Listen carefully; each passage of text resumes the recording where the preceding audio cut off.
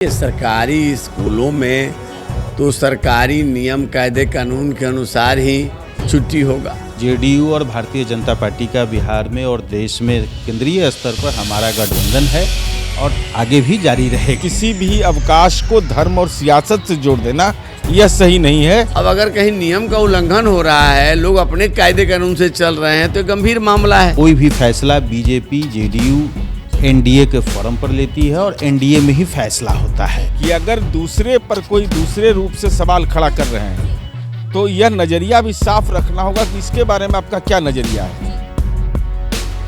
हमारे साथ प्रदेश प्रवक्ता संजय जी हमारे साथ मौजूद हैं। बिहार से एक घटना सामने आई है कि स्कूलों में जो छुट्टी है वो शुक्रवार को कर दी गई है, तो मजहब के नाम पर छुट्टियां, तो इसके लिए आप क्या कहना चाहेंगे? देखिए, सरकारी स्कूलों में तो सरकारी नियम कायदे कानून के अनुसार ही छुट्टी होगा।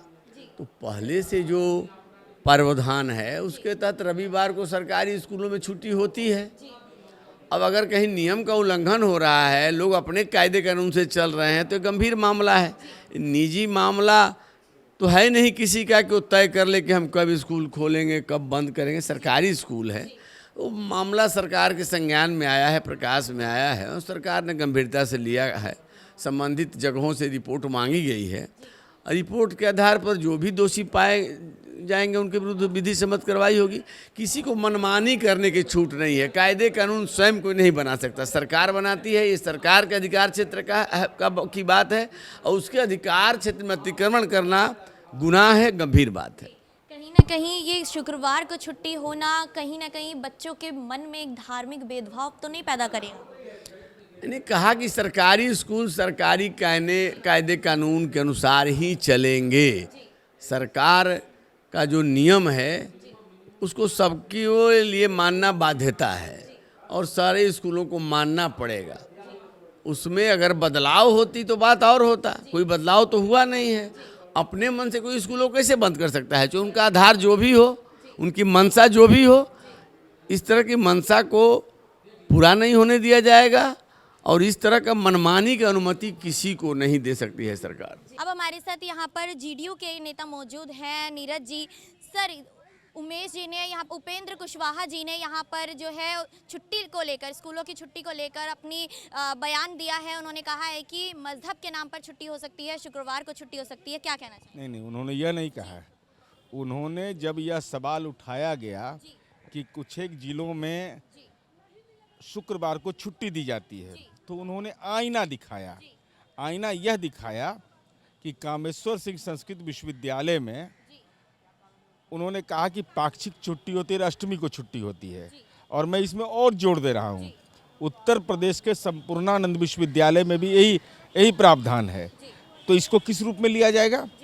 तो इस शिक्षा विभाग इस संबंध में औपचारिक जानकारी देगा, लेकिन किसी भी अवकाश को धर्म और सियासत से जोड़ देना यह सही नहीं है। हम लोगों ने इस संदर्भ की चर्चा और माननीय उपेंद्र कुशवाहा जी ने कैलेंडर जारी करके किया, तब इस पर तो मंतव्य यही है हमारा।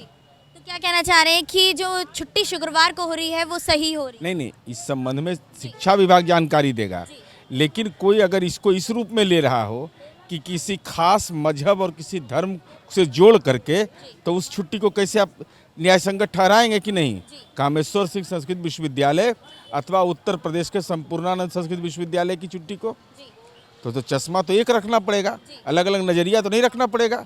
तो उन्होंने आईना दिखाया है। एक तरीके से वो शिक्षा विभाग पर सवाल खड़े कर रहे हैं कि वो संस्कृति के नाम पर आधे स्कूलों को, आधे विद्यालयों को देख रहे हैं और जिनमें शुक्रवार को छुट्टी हो रही है उनको नजरअंदाज किया। वो भी तो शिक्षा विभाग का है। कामेश्वर सिंह संस्कृत विश्वविद्यालय किसका है? वो थोड़े वित्त विभाग का है, वो भी तो उसी विभाग से जुड़ा हुआ है। इसलिए मूल संदर्भ यह है कि अगर दूसरे पर कोई दूसरे रूप से सवाल खड़ा कर रहे हैं तो यह नजरिया भी साफ रखना होगा कि इसके बारे में आपका क्या नजरिया है। उन्होंने आईना दिखाया है, बाकी तो शिक्षा विभाग को तय करना है। शिक्षा विभाग तय करेगा। सर, एक सवाल और है कि जिस तरीके से कुछ दिनों पहले पटना से भोला प्रसाद की गिरफ्तारी हुई है, उसको लेकर आप क्या कहना चाहेंगे? नहीं, देखिए, इस संबंध में सीबीआई ने गिरफ्तार किया है और जिनको गिरफ्तार किया है यही दो बीच का मामला है। जनता दल यू का तो मामला है नहीं।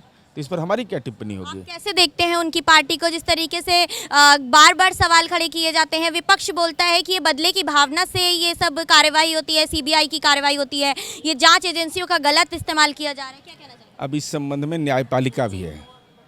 अगर कोई हमको परेशान और प्रताड़ित करेगा तो हमारे पास देश के अंदर लोकतंत्र है और न्यायपालिका है, संविधान है। इसके कोई राजनीतिक टिप्पणी मैं नहीं करूंगा। यह मामला है दो आदमी के बीच, एक संस्था एक व्यक्ति के बीच में, वही तय करेंगे। हमको इस बीच में हमारा कोई भूमिका नहीं। जेडीयू के एक और हमारे साथ प्रदेश प्रवक्ता जुड़े हुए हैं, अरविंद जी।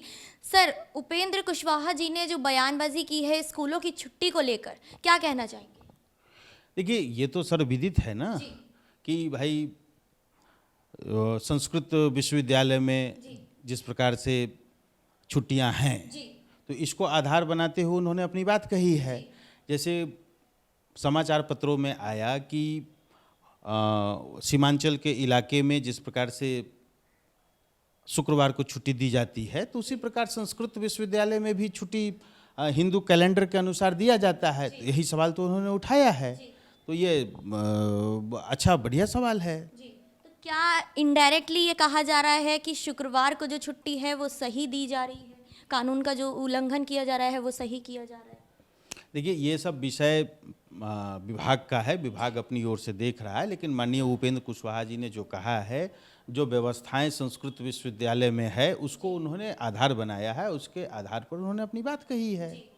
जिस तरीके से लगातार ईडी की जो कार्यवाही की जा रही है, विपक्ष के अलग अलग नेताओं पर कभी सीबीआई जांच बैठ रही है तो कभी ईडी की पूछताछ चल रही है, इस विषय पर आपका क्या कहना है? लगातार ये बोला जा रहा है विपक्ष के द्वारा कि ये बदले की भावना से ये सब हो रहा है, तो आपकी पार्टी के द्वारा आपका क्या कहना है?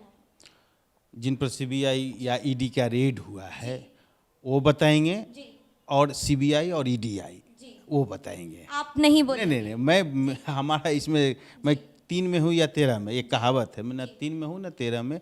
जिनके ऊपर ईडी और सीबीआई की जांच हुआ है, रेड हुआ है, वो बताएंगे, या सीबीआई वाले लोग बताएंगे कि आखिर किन कारणों से, ईडी वाले बताएंगे कि किन कारणों से फलां नेता के यहाँ कार्रवाई हुई। अच्छा, ये बताइए कि जिस तरीके से बीजेपी का गठबंधन यहाँ पर है जेडीयू के साथ, और अभी आपकी सरकार यहाँ पर चल रही है, डबल इंजन की सरकार चल रही है, क्या भविष्य में ऐसी ही सरकार, ऐसा ही गठबंधन हमें देखने के लिए मिलेगा, या इसके विपरीत अब जो परिस्थितियाँ हैं वो जाएंगी?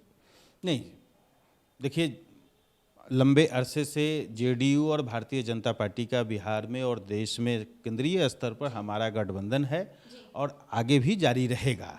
ठीक है, लोग बोलते हैं, लेकिन शीर्ष नेता के स्तर पर इस प्रकार की कभी कोई बातें नहीं आती है, ना जेडीयू के स्तर पर ना भारतीय जनता पार्टी के स्तर पर। हम यह कह सकते हैं कि जनता ने मैंडेट दिया है 2025 के लिए। 2025 तक माननीय मुख्यमंत्री नीतीश कुमार जी बिहार के मुख्यमंत्री हैं। लेकिन कहीं ना कहीं सूत्रों से ये खबर आ रही है कि आपकी पार्टी द्वारा ये कहा जा रहा है कि हम जो भविष्य में बीजेपी के साथ गठबंधन नहीं करेंगे, साफ इनकार किया जा रहा है। नहीं, ऐसी बात नहीं है। कोई भी फैसला बीजेपी, जेडीयू, एनडीए के फोरम पर लेती है और एनडीए में ही फैसला होता है। तो अभी एनडीए की बैठक जब होगी तो मसला ये आएगा, देखा जाएगा। मैं अंजलि राठौर, कैमरा पर्सन मिथिलेश के साथ, पटना।